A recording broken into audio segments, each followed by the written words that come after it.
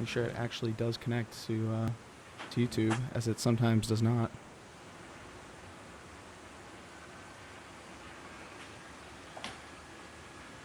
Fantastic, it did. Wow, that worked without a hitch today. Surprising.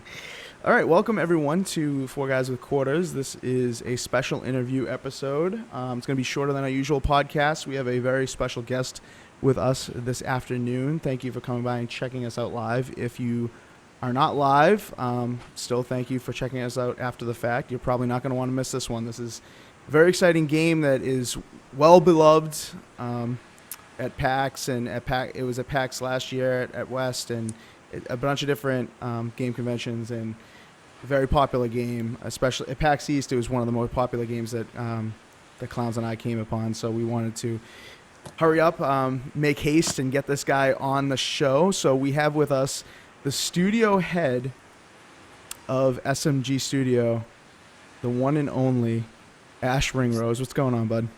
Hey, that's the best intro I've had, I think. Thank you.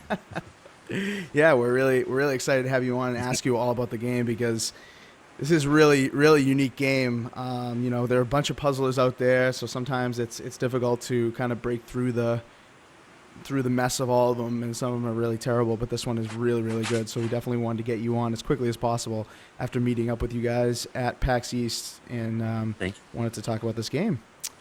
Thank you. So yeah, we've got the other cast of characters here as well. We've got ZPCI Assassin as always. What's going on, bud? Hi. And we've got Clownz. What's going on? Hey, what's going on, everybody? And Taylor is adulting, so she couldn't make it, but the three of us will have an excellent conversation here with Ash. So ask away any questions you want in the YouTube chat. We'll be giving away a code at the end of the interview, so make sure you guys stay here and get an opportunity at that code that we're going to be giving away. So feel free to ask any questions. We'll try to incorporate them into what we have prepared. All right, Ash. Well, let's just start with, the formalities, I suppose. Why don't you tell us who you are and how you've kind of gotten into the gaming industry? Yeah, so Ash, studio head. So the reason it's studio head is because I do a bunch of roles in the studio, and also one of the founders, and that was the easiest title to choose. But basically, we founded in 2013. We actually got some government funding to start the studio, which was great. So for a brief period of time, the Australian government put money towards funding game development and game studios, and we were one of the first 10 that had enterprise funding, which is for a studio versus a game. Next year they cut that funding, but luckily we got in on the first round, so we were fine. Okay. We've since repaid that funding, and even paid more than that in tax. So from a return on investment, it was good investment for the government. But when they're trying to cut budgets and they're going through all the line items and like video games, $10 million, cut that. Just like Trump seems to be going through cutting a whole bunch of stuff now as well. So so that I have to thank the Australian government for that, for giving us funding. And previous to that, I started a company called Soap in 2002, which is kind of like a advertising agency. So doing a lot of flash games and adver games. And over that time, we started the studio to just do flash games, and those have died out. So over the period of 15 years, I've been doing this kind of almost daily. I've probably made about 200 games, a lot of those being in Flash.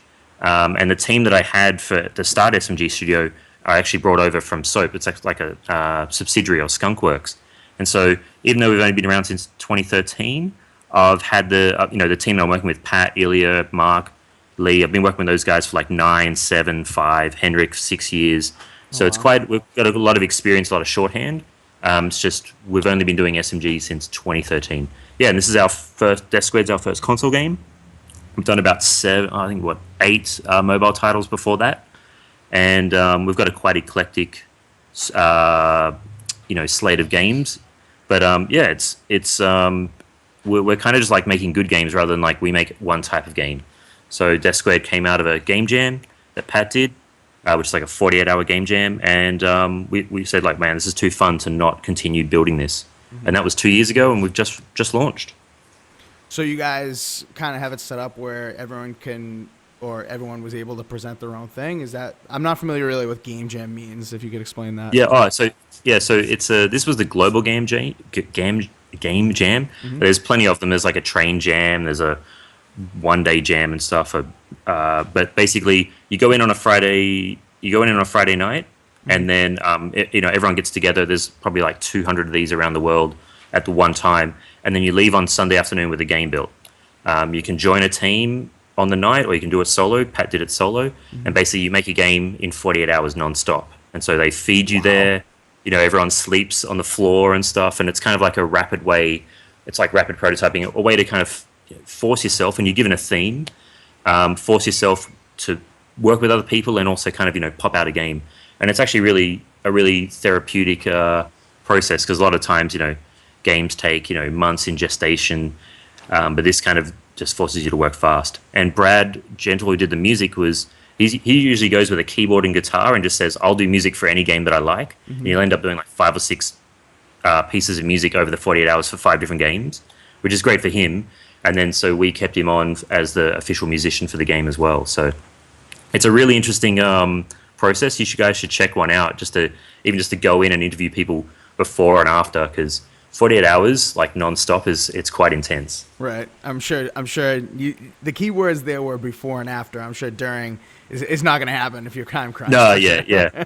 No, and also I don't expect you to sit there for 48 hours. It's just kind of like go in there and then go in there with like maybe some deodorant after 48 hours because everyone's really stinky, and then you interview. But it's a really we've someone from SMG, or we've been involved in these since 2010. It's a really fun process because I've seen some teams crash and burn, other teams do really well. There's been a lot of companies and a lot of games founded out of these game jams that Screen Sheet was one. I don't know the rest off the top of my head, but you could probably pick about a dozen games that have been game jam games that have gone on to be fully fledged games. Wow, interesting. So yeah, that's how it started, and even the way the studio works is anyone can pop an idea in. We kind of had a period there for I'd say a year where we had so many game prototypes ready that we're just like no more new game ideas. We just have to get these ones out because we're really ADD in terms of like we keep jumping onto new ideas. So it's just like no new ideas. We just need to get out all the ones we've already kind of prototyped, and then next year we can make some new ideas. Interesting. So out of all that came Death Squared, which is the game of the hour, of course, and like this came out early last week. Xbox, PC, PS4.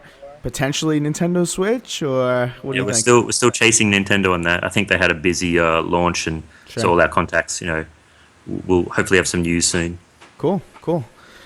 So, how did this game stick? Were you guys afraid that this is your first console game? You're going in as a puzzler. Were you guys worried going in with this? Were you tentative? What was the feeling going in with a game like this?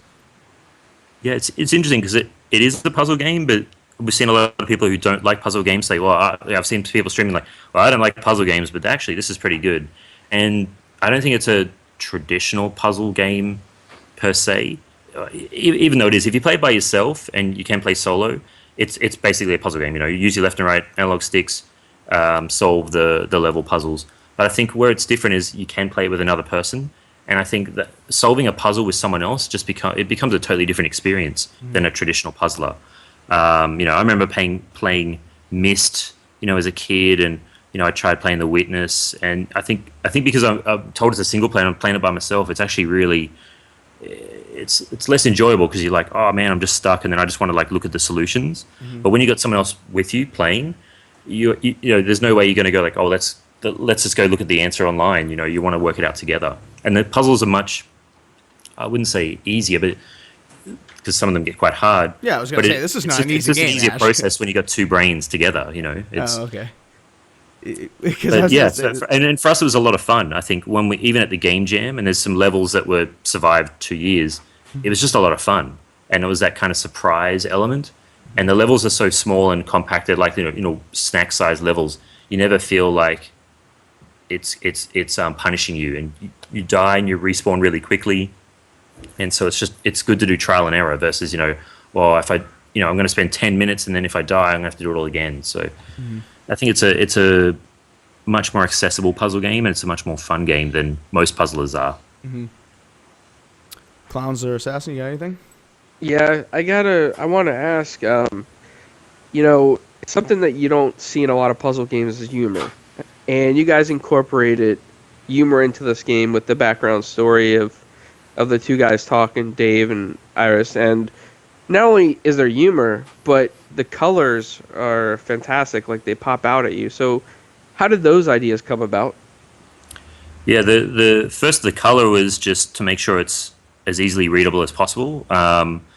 So it's the primary colors, but just to make it so because the levels can get quite complicated in terms of their geometry, and so the colors are there to help you make it really easy to read, so you can kind of understand how the level's going. I don't know if you can hear my got my baby crying in the background. And then the story was, we're huge fans of Portal. I'm a huge fan of Stanley Parable, and also as part of me, like Pat had already kind of had the game design done. He's doing levels, and I'm like, man, I want something to do with this game. So like, let's add a story, because I was really obsessed with stories in games. And I've played other games where at the very start of the game it says like, here's a mystery, and then I'm like, I'm not even enjoying the game, but I'm like, man, I just want to find out what this mystery is. So I was like, let's add that element to the game. Let's add a story arc and have a bit of fun, and kind of bring it above some of the other puzzle games where it's just here's 100 levels. Well, now we've got over 100 levels, but there's a story going with it, and makes it, and hopefully you can feel invested in it and have a bit of fun and a laugh. And I think just all of our games we try and add some humor as well, because it's just the main way you can get through working a long time on a game. Now, I think. Oh, also I was going to say, a lot of games take themselves way too seriously, so I think this was us to have a bit of fun. There's a bit of fourth wall in there, which was we kind of stuff with the player as well. So yeah. Now, I can't believe I'm going to ask this, but I will ask this because I feel like last year it was more of a buzzword at PAX than this year, perhaps. But why not do something that's procedurally generated levels? Is this game is it just not possible because of the complexity of multiplayer, or was that something you guys maybe entertained in order to keep the levels like almost infinitely coming? I suggested it to Pat, like, can we just build the pieces and procedurally generate it? You'll just end up with because it's a puzzle game, you'll end up with boring levels. They wouldn't be that puzzle orientated, and also the way the levels are built, there's so many checks and balances. Like sometimes like the laser moves on a sine curve based on the Y position of the blue block. Right. Like those type of things, you can't really, if you procedurally generate them, it would just be a mess. And it's not really a platformer or a kind of open world one. The puzzles are highly crafted, and the way Hamish and Pat worked on them, and Pat was tweaking levels to the last minute. We try to make levels where you wouldn't paint you into a corner. So there's certain bits where it's like, okay, you push the block here, but if you push the block into the corner, you essentially have to die to restart the game. But what we do is we make another block, push the block out to kind of make it easier to grab. Right. So there's through all the playtesting, we saw like, oh, okay, the players did this, and then they kind of got stuck. All right, we'll add a little opening there, which doesn't make the puzzle easier, it just gives you an out. And so those things couldn't come from procedural generation, because it would just be like a mess of a level versus a highly crafted, complicated puzzle, if that makes sense. That does make sense. I'll tell you one thing that couldn't potentially have been included for procedural generation was when I'm almost there with the blue block and I go over it, and out of nowhere comes these spikes that takes on my red block, and I'm ready to throw my controller out the window, man. The guy, Pat and Hamish, definitely Pat. He's an evil, like he's a very quiet guy, but he's he sits there when he's watching people, like he's tapping his fingers together, like yes, excellent. He loves making people, loves making hard games. And we weren't too cheeky with some of the spikes. A lot of the times we forewarn you, like if you're watching further in the level, when you go over, think, oh, I saw the spikes before. But right. Yeah, it's fun adding those little surprises in there. And I've seen a lot of people on streaming. It's like, all right, if you just assume every button's going to give you spikes, then you'll probably be a lot safer. Right. And I thought what was interesting about the spikes and some of the traps is that it's almost as if you guys, like you said, with a little bit of the playtesting knowledge you guys got, it's almost as if you guys put the spikes where you knew people were probably going to stop. You know what I mean? There's always a block. I'm sorry, go ahead. Oh no, definitely, yeah. There's been a lot of playtesting where they would tweak things, move things. There's been a few times where we've made it a little bit easier, like, all right, we don't need another round of spikes there or another hidden laser. But a lot of times, like, there's a laser sitting there or a big blue spike sitting in the level. It's obvious that the blue spikes are going to do something. And then the blue person goes, what happens if I go over this? And they get killed. And it's like, well, that was, we couldn't have foreshadowed that anymore, So, sometimes it's pretty obvious. But yeah, we've had playtesting we had students in, like game design students, there's a few around our area, in every Friday for like, I'd say a good 6 months, just coming in playing. We'd say like, oh, we're here playtest. It's like, cool, go in the room and play the game. And then they're like, how long will it be? I don't know, about an hour. They come out like 3 hours later, like, I'm hungry. It's like, all right, you guys can go. Thanks for that. That's how it was with me the other day. I played for like 3 hours straight, and I was like, where the hell did the time go? 300 deaths later, almost.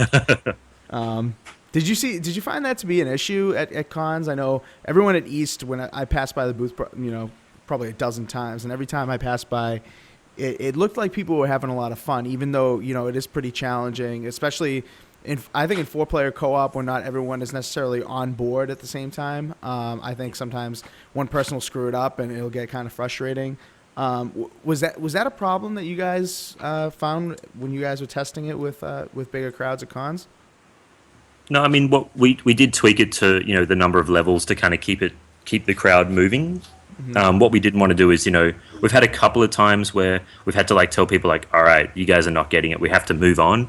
Or I try and give them solutions, and then they're like, oh no, I don't want the solution, but it's like, you got to move. We tweaked certain levels. We picked we had like a PAX sampler to make sure they were easy enough levels to play at the con versus having people stuck on a really hard level. So there's a lot of playtesting in that. Like, I think PAX East last year was like, after day one, it was like, all right, Pat, we need to remove these 3 levels and then give us another build because they're too hard. Right.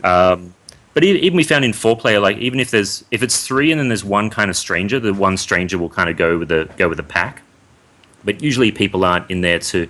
PAX is a really good crowd as well. Like everyone at PAX is kind of, it's like self-selecting. People love games, so everyone's pretty into it. The main one was, I think I'd say 95% of people that start like a PAX demo on our booth will finish it. We've had a few kids cry because they couldn't finish it. There was like 5-7-year-olds. No. And the mum was like, "We got to go," and the kid's like, "No, baby," he's like crying. But most people will finish the set, and it's a good 5, sometimes 10. We've had sometimes on 4-player like they take half an hour. Wow. And you're just like, wow, I should have kicked you guys off earlier, but but they're having so much fun. It's really hard to be that kind of guy that's like, oh no, get out. And because PAX's crowd is cool, people are like, oh no, I can wait. I'll wait. Right, of course. So, yeah, but I think it's much better. I mean, we put 2 strangers together and they have a great time. It is better when you get brother and sister or girlfriend boyfriend, or a couple together, because they just kind of have that shorthand and that kind of relationship that you don't get with a stranger. Because sometimes strangers are playing, they're not talking to each other. Right. And then I think they realize after like 2 levels, oh, we're gonna have to talk to each other, and that's a good thing about the game. It's like, okay, you go left, okay, yeah. So bringing people together, Yeah. I mean, as we tear them apart. Well, that's appropriate. It's PAX. I feel like there's a lot of games that we want to see online multiplayer, and I feel like a lot of indies have kind of moved away from online and focused a lot on couch co-op. And I realize, we've talked to a lot of developers in the past, and they tell us the whole narrative about it being just more difficult than you'd expect to get online multiplayer to work as well as you'd expect it to work. But this game, I feel like I know a lot of friends who've played this and who've done reviews and stuff and have said that they wish there was online multiplayer. But honestly, I feel like it wouldn't be as fun. It's not. I feel like everyone needs to be sitting around looking at the same thing all together and the emotion and everything. I feel like it's better in couch co-op. Is that what you guys were thinking too? Or? Yeah, definitely. And the same narrative. It's a lot of work. But we also made sure there was a single-player mode as well. I think if we were purely a 4-player only and party game, then you really want to go online multiplayer, but because you can play single player, that kind of gets around that. And we do think the experience of being next to the person, and also it's a game that you can play with a non-gamer as well. We keep saying grab your mom or grab your little sister or grab your grandma, because they can play. But yeah, we would have added online multiplayer, but yeah, like the narrative is like just in certification, like out of the 10 points to go through for the 10 paragraphs of things you have to do to go through cert, only 9 of those are for online multiplayer. There's just so much more complexity.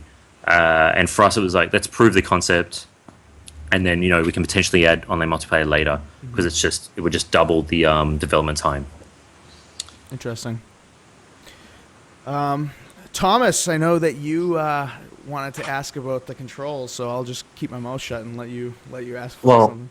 There was another question I wanted to ask. Have you ever guys thought of adding, like, let people make, like, their own levels and then let other people play them? Oh, interesting. And, like, Yeah. see, like Super Mario. Yeah, we did dabble with a level. We have a level builder in house, but it is so complex. Like I said, like the laser moves on the sine curve of the Y position. They become quite tough to kind of actually make a good level. Like, you can lay out the blocks quite easily. It's more the complexity of that. I think to make that public facing requires, again, a lot more work. Like, we can make our own levels because we know how to use Unity and how to get around bad user experience, because we've just made it as quickly as possible. Right. But to make a really nice one for a front of house for users, that's going to take a little bit longer. I think what we did initially was we asked a few other developers to create, just sketch out levels for us, and we would build them. So we might start with that. Or look at what's a simpler way, like even a Flash version of a level builder would be an easier way. But yeah, that would be the grand vision. But yeah, it's a little bit harder to make a good level than like a platformer. Sure. Your next question is, I know you. Before this interview, Ash, he comes to me and he says, I definitely want to ask about the controls, because I always get. I'll let you say it, Assassin, about getting lost with the controls a little bit. Okay, so most puzzles, especially, you don't see the 2 joysticks of one moves one, the one moves another. What was the decision about that? Because, like, I'll sometimes think the blue or the red is like the left joystick, and I'll just fall right off the edge. Yeah. Well, that's a tough one, yeah, because we did try and make it so I think it's the blue or the red's on the one side, but yeah, when you swap over it, that's part of the puzzle, right? If you're playing by yourself, it's like patting your head and rubbing your tummy. So you've got the logic of how to solve the puzzle, and then you've got the coordination of using your left and right brain as one thing. So it's actually a harder game by yourself. So if you're a really hardcore puzzler, play it single player. 2 players, just like, well, I need to control my block. But yeah, it's kind of a pat your head, rub your tummy type thing. You really have to keep abreast of your 2 sticks. And some of the levels where we have multiple bots that you control at once, as part of the puzzles, that becomes even tougher. But yeah, as soon as they swap over, yeah, your brain just kind of has to work overdrive. Yeah. I gotta say, on those controls, I kind of like that idea that you incorporated that, because I've seen other puzzlers where, you just can hit a button and you can top over to the other cube and then hop back over, something like that, like hop back and forth. But this, you really have to think when you're holding both those controls, because it gets difficult. It puts your brain into overdrive, like you said. Yeah, and I mean, the one thing the game doesn't have is there's no real reaction element to it. So it's not like, I was pushing pads like, let's add some Super Meat Boy type levels where you have to like run against a rolling ball and a rolling spikes and stuff. And he was like, no, that'll get away from being a puzzler. That's more of like an action game. And he wants this to be accessible. So even though you're controlling 2, you don't have to worry about, I didn't have the reaction skills or timings. Anytime something moves really fast, you're going to die.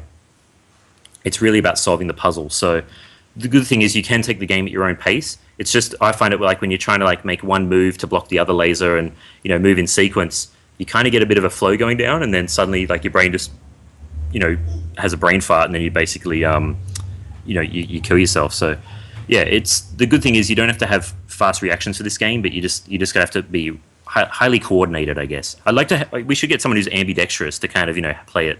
That'll probably be really good. One thing I found was someone said, I played the game 2-player with a friend and I was blue, and now I'm playing again and I'm red, and it was kind of they didn't say it was a different game, but they had a different experience, because it was like, now I have to do the other things in the level. Right. So I thought that was quite interesting. Like, I never even thought of that, being that each block has its own little job to do in each level, and if you've only controlled one, you can kind of go back and play it as the other person to kind of see, like, oh, now I have to block the lasers and stuff. So, that's quite a nice one for replayability there. Yeah, I never even thought of that. Another thing about replayability, and I'm not sure if this is even true, but I do want to ask because I've only encountered it maybe a couple times total in the 4 or 5 hours I've played the game. Is when Dave or is talking, and he introduces like a reversal of the controls where it's inverted controls or some sort of danger like that where it completely changes the way it's played. Now, does that happen just randomly, or is that built into the levels? Or yeah, they're at set levels, okay. and again, it's kind of like part of the story arc. Okay. We wanted a lot more of those, but we settled on only a couple, and we'd probably add more of those in future releases. But yeah, it's definitely scripted as part of the story because it's kind of the arc of Dave not knowing how to only being a level 1 testing technician and wanting to go to level 2 and stuff. So he gets access to, I think what happens is he gets access to an extra set of buttons, and so he can change the parameters of the testing, and then he kind of because he's not a very good employee, he just starts pushing random buttons and stuff, and it affects the player. Gotcha. It was nice to also add that later in the game to kind of let people know that it's not just a story in the background; it's actually affecting what's happening in that. And have you guys finished it yet? I have not finished it. Oh, okay, yeah, because there's like an ending. There's 2 endings as well, so it was quite fun to add that to the game. So interesting. Yeah. So see if you can get the sad ending or the happy ending. Nice. So you briefly mentioned there, and I don't know if this was a slip of the tongue, but I'll proceed about future releases. So does that mean there's planned DLC for this? Yeah, that was my nice segue for you. We're definitely going to add more levels to the vault for free, just because we have so many levels that are just on the cutting room floor. And the good thing about the vault, the reason we added the vault was we had all these levels, and some of them were so hard. Like, we played them at PAX, or we played testing them. It's like, no one's ever going to solve this level, or if they do, it's just really annoying. Okay, we'll chuck it in the vault. Because when you're trying to have a really nice, in story mode, you want a nice arc and, flow of levels. So it gets hard, then a little bit easy, then a bit hard. But when you have this level that's just way too hard, it's like, well, this doesn't fit anywhere in the game. We'll chuck it in the vault. So we've got a bunch more to add to the vault.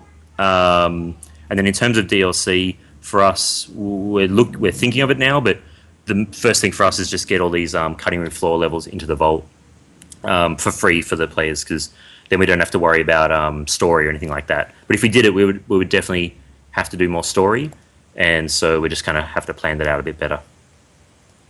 Gotcha. So expect more levels for the vault. If you finished them and you're like, oh, I want more pain, we'll add them there. We've got some easy levels in the vault as well. Some of them, like at the last minute, the guys came up with a really cool level, and it's like, well, that's easy now, and we've kind of locked the level set. We're just tweaking them. Let's add it to the vault as well. Gotcha. Have you guys thought about adding like custom colors or decals to the cubes? Yeah, we have like basic decals to it. I wanted to have a bunch of like special guest ones, like I had high visions. I was like, yeah, let's get Kratos bot, and then we'll get a companion bot, and we'll get Master Chief bot for Xbox and stuff. Yes. But that's those conversations don't really happen for small devs. So we've had a couple of more of the indie game side do that. But yeah, if we did DLC as well, like, or when we add a big update, we'd probably add some proper skin bots. And for me, it would be different characters from different games that we can kind of wrangle in. I'd love a Optimus Prime bot and stuff, but I don't think we'd get the licensing for that. Don't say that's impossible, because I don't know if you're familiar with how Rocket League got licensed flags for their no, I don't think it's Hot Wheels, but the flags in the things for the antenna on the car. They were able to get licensed ones of those. So I wouldn't say it's necessarily impossible. I think it's just got to hit the right. If we're as popular as Rocket League, then yeah. Oh man. So just to kind of expand about the DLC thing, and you were talking about story expansion, free stuff for the vault. So as an indie title, you guys are priced at $20 on Steam, Yep. PS4, PSN, and Xbox One. And for indie titles, sometimes it's more difficult, I think, to offer paid DLC and get people to stomach that because I don't think people want to spend what would probably be half the price or close to the full amount for new stuff because Yep. it's a value proposition there for a lot of people. Now, I don't necessarily agree with that, but I'm just playing devil's advocate here. So how did you guys determine, or how do maybe as an indie in general, like how do you determine what the price is, and then maybe if you guys are thinking about paid DLC, how do you determine how to price that kind of stuff? Yeah, I'll just start like for paid DLC. It was more just a quick discussion outside of. I mean, our first plans, just to add free stuff to the vault to kind of boost up the value there. But in terms of pricing the game at 20, that was the kind of the sweet spot, the kind of feedback we were given from Stride, who did a lot of our PRs. Like, do the 19.95. And at PAX, people go, oh, that's good value.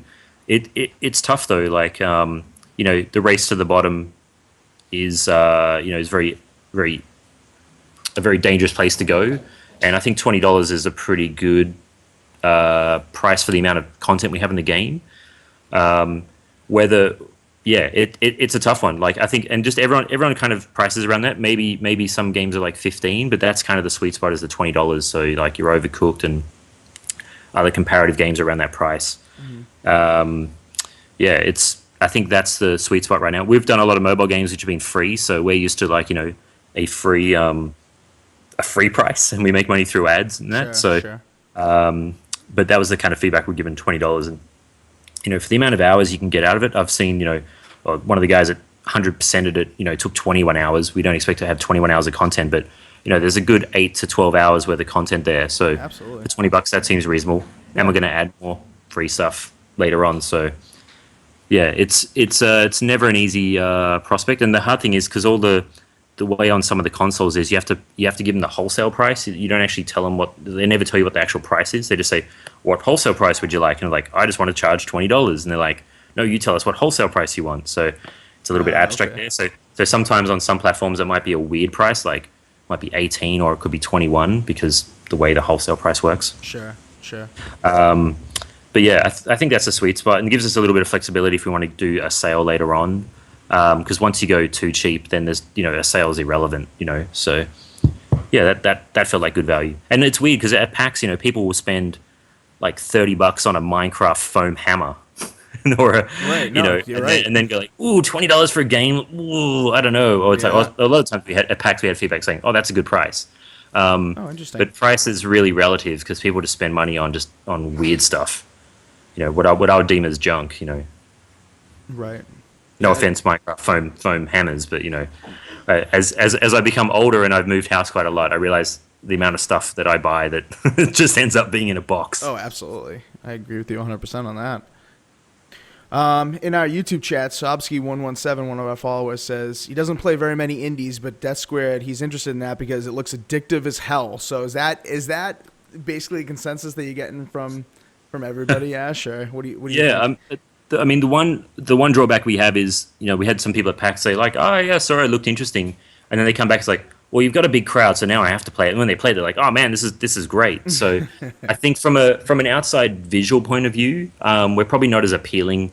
We're not like, oh my god, that's amazing, the graphics, or I really got to play that. It's hopefully it's a bit intriguing, but I think where we win people over is in the gameplay. So Sure. it is addictive, it is fun, it is.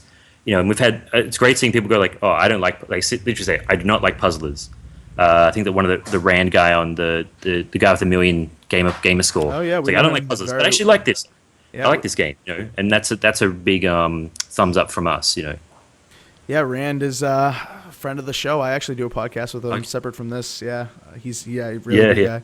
Met him at E3. It was funny watching they had also the True Achievements guys like playing the game, but they're playing it to win achievements, and so there was like 250 deaths. So they went into 4-player mode and just sat there for like 2 minutes dying. It's like, this is riveting stuff. And yeah, one thing we didn't factor in is people like that. I mean, I love achievements as well, but it's weird when I was doing it, I didn't actually think like, oh, we need to make some of these achievements harder. So they were like, "Oh man, we've unlocked half the achievements in half an hour. This game's great." From that point of view, it's like, "Oh yeah, it was." We were meant to add the achievements there to kind of they'll happen organically, not that you would farm them. So Right. next game we do, we're going to put a few sneaky ones in there just for the true achievement kind of guys, Nice. just to make it hard. All right, Clowns or Assassin, we're gonna wrap this up. What do you guys have any final questions? No, I'm good. Clowns, what do you got? Do you see in the future maybe like a Death Squad 2?